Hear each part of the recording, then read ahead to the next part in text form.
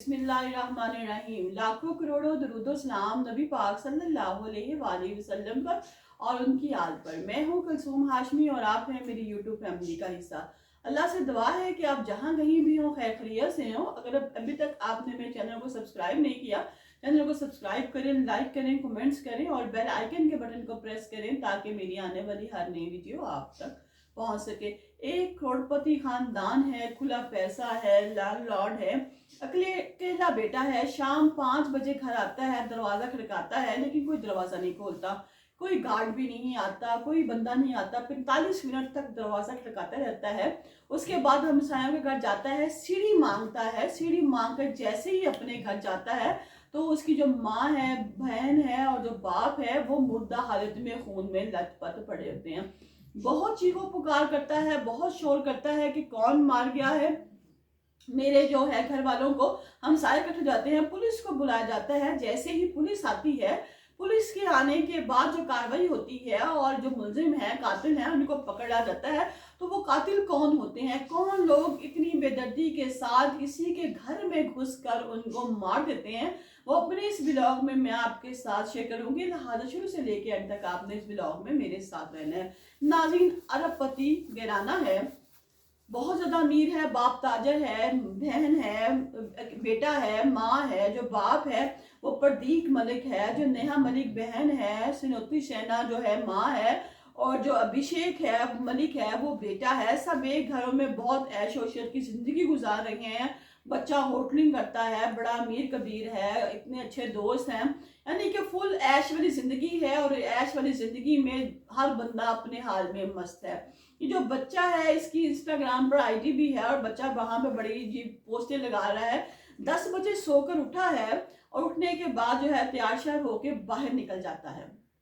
ये उसका रोज का मामूल है कि वो दोस्तों के साथ बाहर जाता है, घूम फिर के शाम को वापस आ जाता है। शाम को 5 बजे जब घर आता है तो घर का जो दरवाजा है वो बंद मिलता है। बहुत खड़काता है कि दरवाजा खोलो, लेकिन दरवाजा कोई नहीं खोलता। माँ को कॉल करता है, बहन को कॉल करता है, बाप को कॉल करता है, लेकिन कोई कॉल भी रिसीव नहीं करता। बड़ा परेशान होता है, 45 मिनट तक खड़ा रहता है। फिर हमसायों के घर जाके उनको कहता है कि आप ना मुझे वो सीढ़ी दे दें ताकि मैं अपने घर जाकर देख सकूं कि मेरे घर में माजरा क्या है, मसला क्या है, क्योंकि कोई भी दरवाजा नहीं खोल रहा। जैसे ही वो घर के अंदर जाता है तो क्या देखता है कि जिसका बाप है, बहन है, माँ है, वो सब मुर्दा हालत में पड़े हैं, खून में लथपथ है, इनको कोई गोली मार गया है।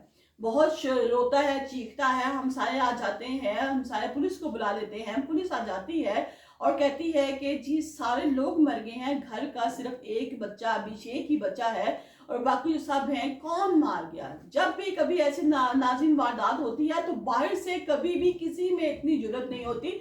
मैं अपने ब्लॉग में साथ बताती हूँ कि बाहर से किसी में कभी इतनी जरूरत नहीं होती कि वो बाहर से आके कोई आपको मार जाए, जब तक कि घर का कोई अपना बंदा साथ में इन्वॉल्व ना हो। बेटे का पुलिस होती है, वो कहती है बेटा ही बचा है। बेटे से पूछते हैं कि क्या वजह है, बेटे से पूछते हैं बाप की किसी से दुश्मनी। उसने कहा कि नहीं। उसने कहा जब तुम घर से गए थे तो तुम कहाँ पे चले गए थे। उसने कहा कि मैं हरियाणा में एक कैफे है, मैं उस कैफे में चला गया था, वहां बैठा, शाम को आया, मेरा ही बाप मरा, मेरी माँ मरी और आप मुझ पे ही शक कर रहे हैं। उसने कहा कि नहीं, तुम बताओ तुम हरियाणा में किस कैफे में थे। वो हरियाणा के कैफे का पता बताते हैं। पुलिस चली जाती है, वहां जाके उनसे पूछती है तो वो कहते हैं कि हमारे पास तो बहुत रश होता है, हमें नहीं पता कि कोई अभिषेक आया कि नहीं आया, आप सीसीटीवी फुटेज चेक कर लें। सीसीटीवी चेक किया जाता है, सुबह से शाम तक देखा जाता है, वहां पे अभिषेक का कोई नाम निशान नहीं, ना उसकी एंट्री है ना उसका एग्जिस्ट है। वो बड़े परेशान होते हैं, वापस जाते हैं, फिर वो अपने तरीके से कार्रवाई शुरू कर देते हैं। वो कहते हैं कि सही सी बताओ कि तुमने किया क्या है, क्योंकि जो हमारा शक है वो तुम पे जा रहा है। उसने कहा कि बात यह है कि मैं अपने वालिदैन का इकलौता बेटा था, मेरे साथ में बहन थी, दो माँ बाप थे। मेरा जो दोस्त था वो कार्तिक था, कार्तिक मेरा फ्रेंड था और हम दोनों में बड़ी अच्छी दोस्ती थी। कार्तिक मेरे घर भी आता था। जब एक दिन वो मेरे घर आया तो मेरी बहन जो है बगैर दरवाजा खड़काए सीधी अंदर आ गई। उसने मुझे और कार्तिक को गलत हालत में देख लिया और जाके मेरे बाप को बता दिया। जब अब्बू को इस बात का पता चला तो उन्होंने मुझे भी बहुत मारा, कार्तिक को भी बहुत मारा और मैंने अपने अब्बू को उसी वक्त कह दिया कि अब्बू मैं एक गाय हूँ और जो मैं हूँ मुझे लड़कों में दिलचस्पी है, जबकि कार्तिक भी बिल्कुल ऐसा है, लिहाजा मैं शादी नहीं करूंगा। क्योंकि मैं उसके वालिद कहते हैं कि उन्होंने इसके पैसे बंद कर दिए, इसका बैंक बैलेंस भी रोक दिया, सब कुछ बंद कर दिया, इससे मोबाइल भी ले लिया और कहा कि तुम इंसान बनो, तुम एक मर्द हो और तुम इस तरह लिखते मत करो। लेकिन जब 4 माह कहता है मैं सुकून से रहा, क्योंकि मुझे तो पैसों की भी जरूरत थी, मोबाइल भी चाहिए था। 4 माह तक मैं बड़े सुकून से रहा और उसके बाद जब मैंने अपने वालिद को शो करवा दिया कि मैं अब ठीक हो गया हूँ, कार्तिक से मेरी दोस्ती नहीं है, तो मेरे वालिद ने मुझे दोबारा से मोबाइल वापस कर दिया और मेरे अकाउंट में दोबारा से पैसे डलवा दिए। फिर जब मैंने कार्तिक से रब्ता किया, उसे तमाम सूरत हाल बताई और उसको कहा कि हम दोनों जो हैं एक दूसरे के बगैर नहीं रह सकते, और इंडिया में कहीं पे भी यूरोप कंट्री में रिवाज है कि बंदा बंदे के साथ रह सकता है, मर्द मर्द के साथ रह सकता है, लेकिन यहाँ नहीं है। तो हम ऐसा करते हैं, इनका काम तमाम करके हम लोग चलते हैं बाहर के मुल्क और सारा पैसा भी ले जाएंगे और वहां जाकर रहेंगे, क्योंकि अब्बू के पास, मैंने बताया कि उसके वालिद साहब के पास बहुत पैसा था।